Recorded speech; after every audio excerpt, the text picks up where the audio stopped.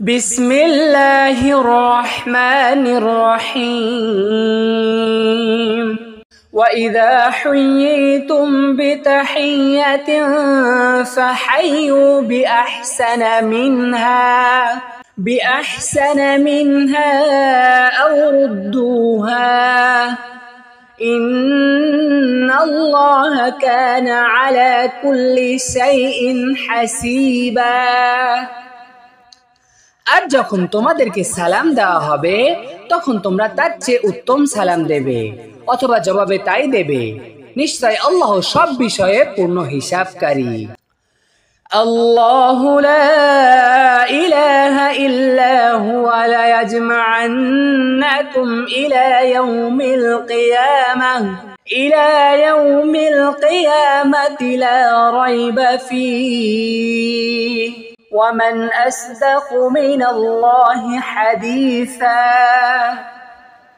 আল্লাহ তিনি ছাড়া কোনো সত্য ইলাহ নেই, অবশ্যই তিনি তোমাদেরকে একত্র করবেন কিয়ামতের দিন, এতে কোনো সন্দেহ নেই। আর কথাই আল্লাহর চেয়ে অধিক সত্যবাদী কে?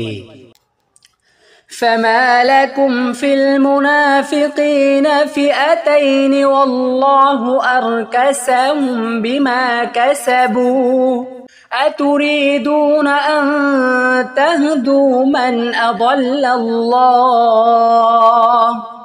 ومن يضلل الله فلن تجد له سبيلا। সুতরাং মুনাফিকদের ব্যাপারে তোমাদের কি হলো যে তোমরা দুদল হয়ে গেলে, অথচ আল্লাহ তারা যা কামাই করেছে তার জন্য তাদেরকে পূর্বাবস্থায় ফিরিয়ে দিয়েছেন। আল্লাহ যাকে পথভ্রষ্ট করেছেন তোমরা কি তাকে হেদায়েত করতে চাও? আর আল্লাহ যাকে পথভ্রষ্ট করেন তুমি কখনো তার জন্য কোনো পথ পাবে না। وَدُّوا لَوْ تَكْفُرُونَ كَمَا كَفَرُوا فَتَكُونُونَ سَوَاءً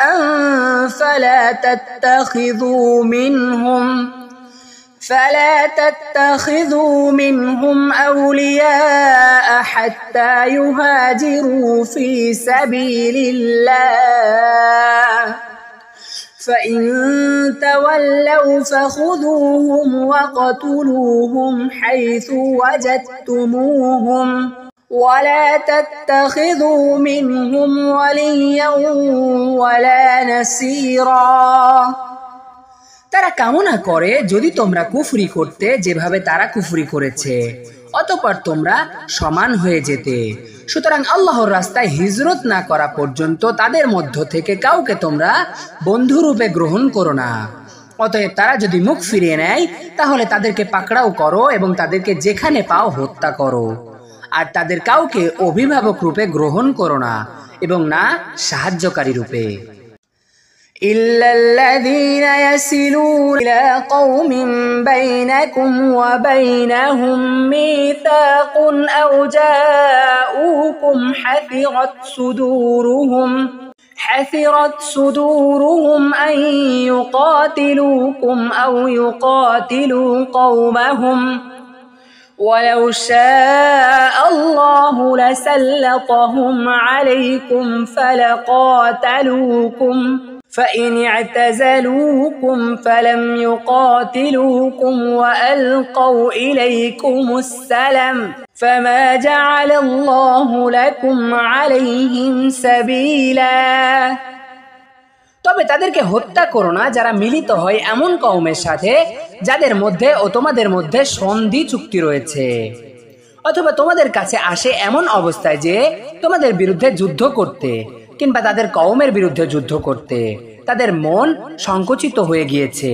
আর আল্লাহ চাইলে অবশ্যই তাদেরকে তোমাদের উপর ক্ষমতা দিতে পারতেন, অতঃপর নিশ্চিত রূপে তারা তোমাদের বিরুদ্ধে যুদ্ধ করত। অতএব তারা যদি তোমাদের থেকে সরে যায় অতঃপর তোমাদের বিরুদ্ধে যুদ্ধ না করে এবং তোমাদের কাছে শান্তি প্রস্তাব উপস্থাপন করে, তাহলে আল্লাহ তোমাদের জন্য তাদের বিরুদ্ধে কোনো পথ রাখেননি। ستجدون آخرين يريدون أن يأمنوكم ويأمنوا قومهم كلما ردوا إلى الفتنة أركسوا فيها فإن لم يعتزلوكم ويلقوا إليكم السلم ويكفوا أيديهم فخذوهم واقتلوهم حيث ثقفتموهم وأولئكم جعلنا لكم عليهم سلطانا مبينا। তোমরা অচিরেই অন্য লোককে পাবে যারা তোমাদের কাছে নিরাপত্তা চাইবে এবং নিরাপত্তা চাইবে তাদের কওমের কাছে। যখনই তাদেরকে ফিতনার দিকে ফেরানো হয় তারা সেখানে ফিরে যায়।